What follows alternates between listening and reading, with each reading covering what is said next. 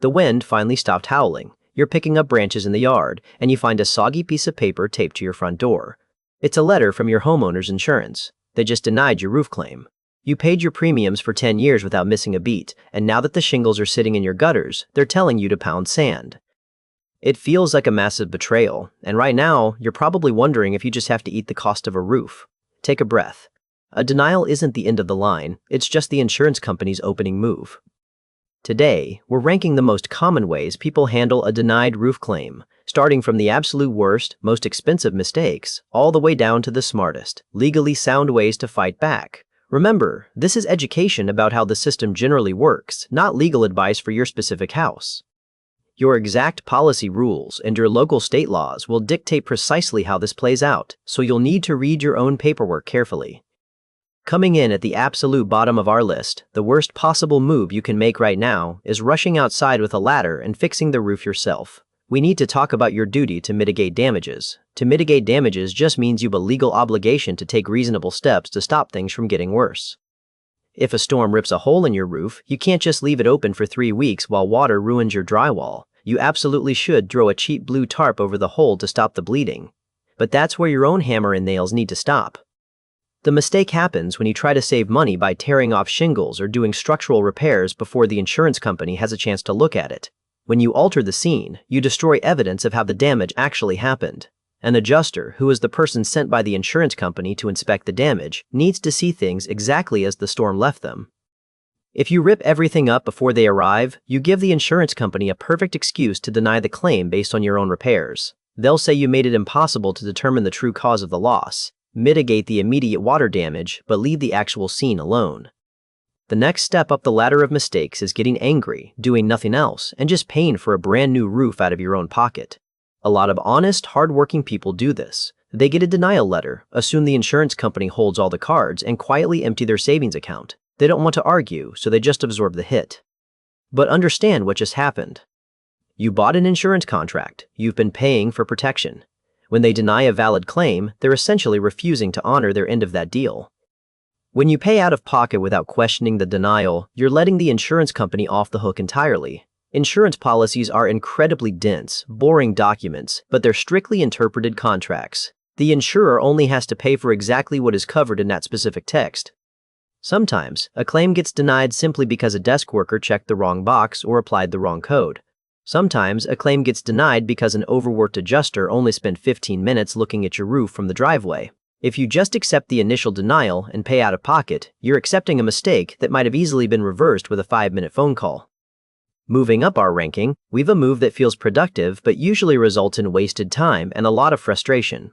Venting your anger on social media or threatening to call the CEO of the insurance company. When you're angry, you want justice. You want the world to know you're getting a raw deal. So, you post a video of your leaking ceiling online and tag the company. You demand they pay up.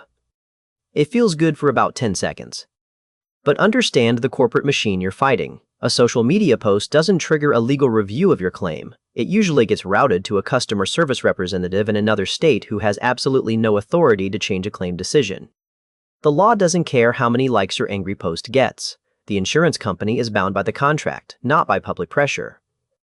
Threats don't reopen a closed file. It's like going to arbitration, which is a private, legally binding way to settle a dispute without going to a traditional courtroom. If you and the insurance company are stuck in a standoff over how much the damage is worth, you can trigger this clause. You pick an independent appraiser, the insurance company picks one, and those two pick a third person called an umpire. If your appraiser and their appraiser can't agree on a price, the umpire steps in and makes the final call. This process bypasses the insurance company's stubbornness and forces an objective review of the facts.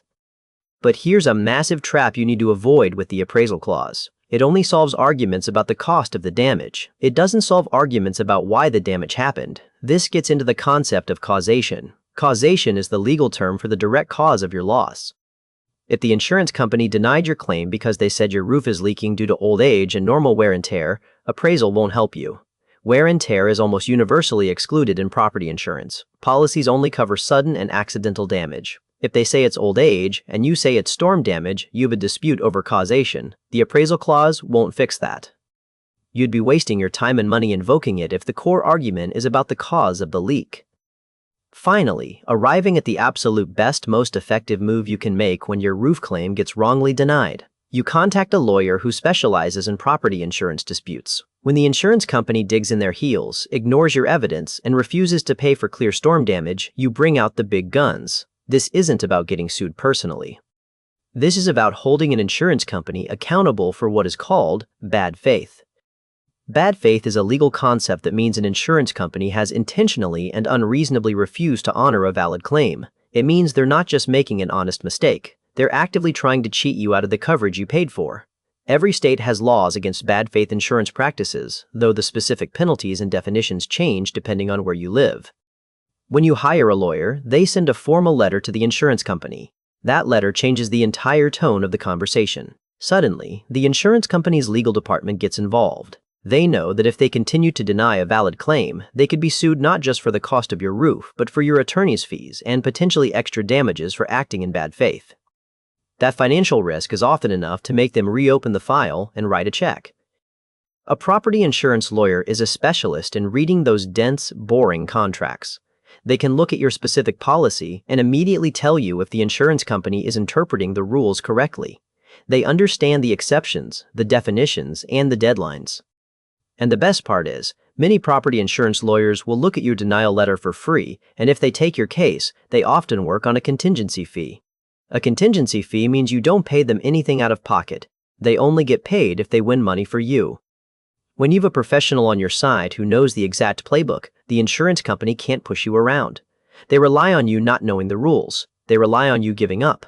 A lawyer ensures that doesn't happen. Keep in mind, strict deadlines apply to everything we've talked about today.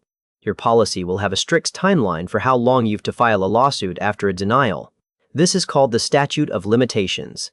If you let that clock run out, you lose your right to fight forever, even if you were completely right.